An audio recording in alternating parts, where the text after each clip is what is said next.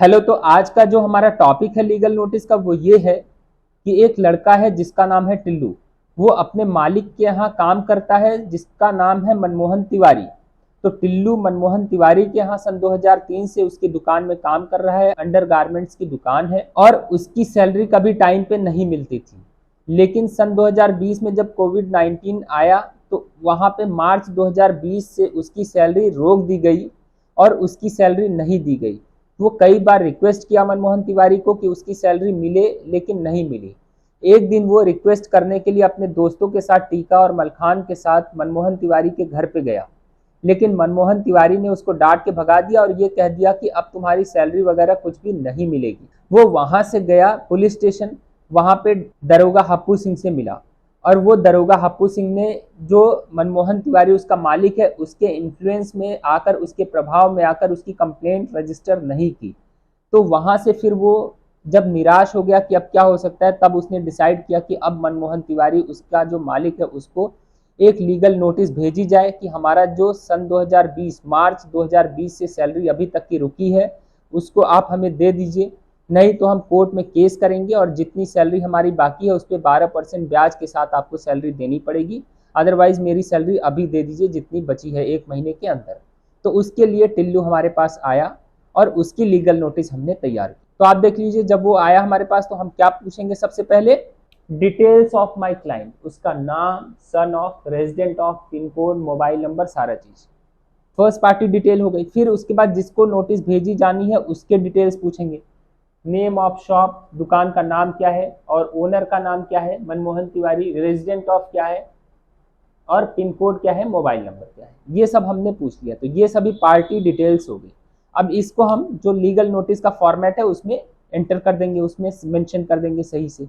तो आप देख लीजिए कि कैसे हमने पार्टी डिटेल्स को मेंशन किया है। यहाँ पे देखिए, सबसे पहले ये है हमारा लेटर पैड, इसमें हमने लिख दिया Vinay Mishra advocate, advocate roll so and so, chamber so and so, mobile number so and so, office, सारा सब कुछ अपना लिख दिया। उसके बाद legal notice on behalf of Tillu son of Ramji, resident of XYZ, district Kanpur, pin number so and so, UP. तो ये हमने लिख दिया कि लीगल नोटिस किसके बिहाफ पे भेज रहे हैं, तो टिल्लू के बिहाफ पे हम भेज रहे हैं, जो कानपुर के रहने वाले। थ्रू किसके थ्रू जा रहा है, हमारे through, Vinay Mishra advocate, high court Allahabad, office XYZ, near Hanuman मंदिर, high court Allahabad, mobile number so and so. फिर उसके बाद किसको भेजा जा रहा है, शॉप का नाम लिख दिया XYZ under garment shop, resident of district Kanpur, pin number, mobile number, ये सभी लिख दिया। Through it's shop owner Shri Manmohan Tiwari, shop का नाम लिख दिया और शॉप के ओनर का नाम लिख दिया, उनका रेजिडेंट वगैरह सब एड्रेस वगैरह लिख दिया, ये सभी। फिर उसके बाद ये लिख दिया कि हमको अथराइज किया गया है, एडवोकेट को अथराइज किया गया है।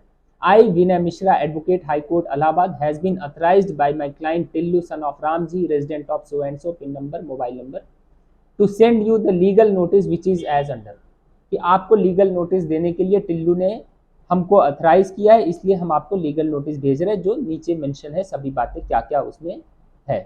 तो ये पार्टी डिटेल्स हो गए जो हमने सब कुछ मेंशन कर दिया। अब फिर जब पार्टी डिटेल्स हो गई तो उसके बाद हम उसके बारे में पूछेंगे।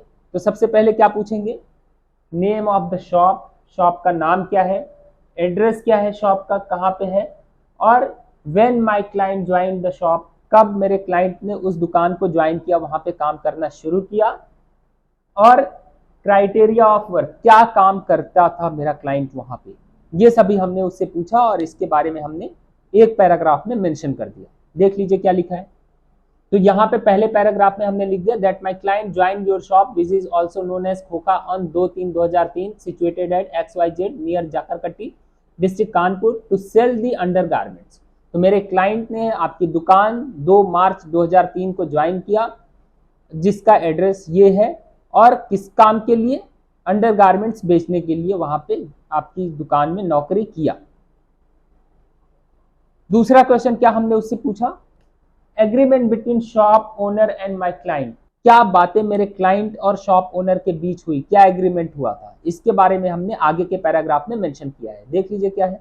यहाँ देखिए पैराग्राफ 2 देखिए, that the salary of my client for selling under garments in your shop was fixed for ₹18,500 per month, कि आपकी दुकान में मेरा जो क्लाइंट है जब वहां पे आपकी दुकान में ज्वाइन किया सामान बेचने के लिए, अंडरगारमेंट्स बेचने के लिए, तो आपके बीच और हमारे जो क्लाइंट के बीच समझौता हुआ था वो ये हुआ था कि 18,500 रुपये हर महीने सैलरी मेरे क्लाइंट को दी जाएगी शॉप ओनर के द्वारा।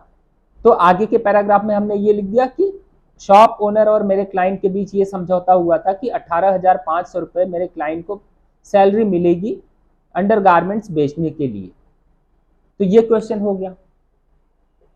आगे हमने क्या क्वेश्चन उससे पूछा, some details about the work of my client and response of shop owner.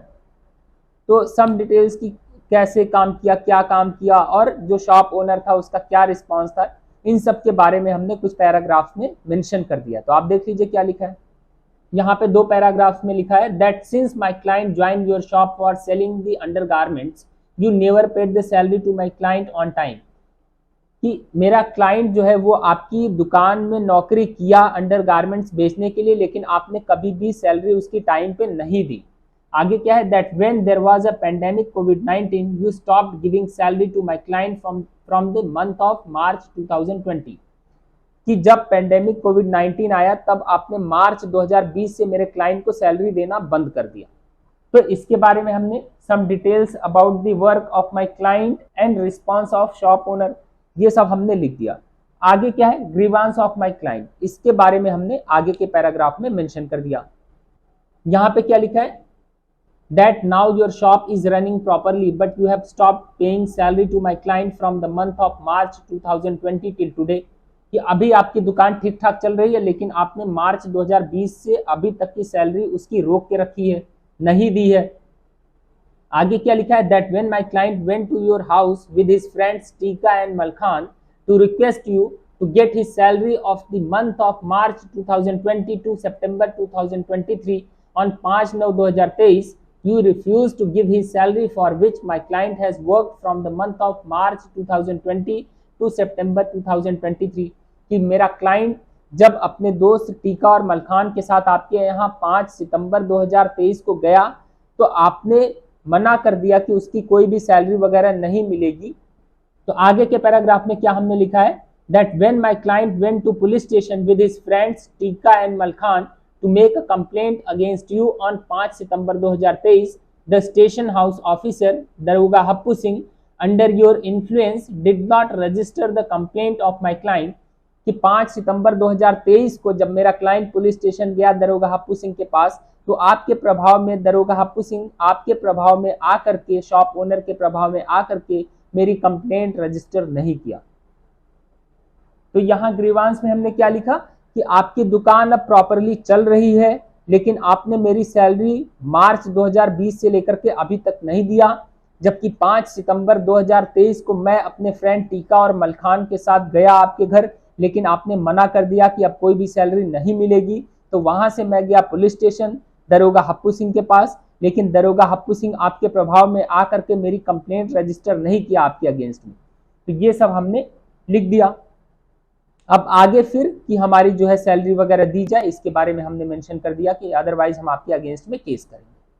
यहाँ पे therefore you are hereby given this legal notice for payment of the amount of salary of working month that is from March 2020 to September 2023 to my client within 1 month from the receipt of this legal notice, otherwise my client aforesaid shall be constrained to file case against you in the court having competent jurisdiction for the amount of salary of working month that is from March 2020 to September 2023 with the interest of 12%, and you will be liable for all expenses including the legal fee of rupees 16,000 of this legal notice। कि मैंने यहाँ पे फिर उसके बाद legal notice के बारे में वार्निंग वाला जो पैरा होता है उसमें लिख करके कि आप जो है मेरी सैलरी मार्च 2020 से लेकर के सितंबर 2023 तक की सैलरी जो रोक रखी है नहीं दी है उसको दे दीजिए, अदरवाइज हम मजबूर हो जाएंगे, हमारा क्लाइंट मजबूर हो जाएगा आपके खिलाफ केस करने के लिए कॉम्पिटेंट कोर्ट के सामने, और फिर आपको जो सैलरी इतनी रुकी है उसके साथ उस पर 12% ब्याज भी देना पड़ेगा, और ये लीगल नोटिस भेजने की जो फीस है 16,000 रुपये जो एडवोकेट को दी जा रही है वो भी आपको देनी पड़ेगी। तो आप मेरी सैलरी इतने मंथ की दे दीजिए, अदरवाइज हमको केस करने के लिए मजबूर हो जाना पड़ेगा। उसके बाद एडवोकेट की डिटेल्स और डेट वगैरह डाल करके आपकी लीगल नोटिस तैयार हो जाती है। तो यहाँ पे एडवोकेट की डिटेल सो एंड सो और डेट डाल करके हो गया, आपकी लीगल नोटिस तैयार हो गई। फिर आप इस लीगल नोटिस को भेज सकते हैं। तो इस तरह से आपकी लीगल नोटिस तैयार हो जाती है, आप इस लीगल नोटिस को भेज सकते हैं। Thank you.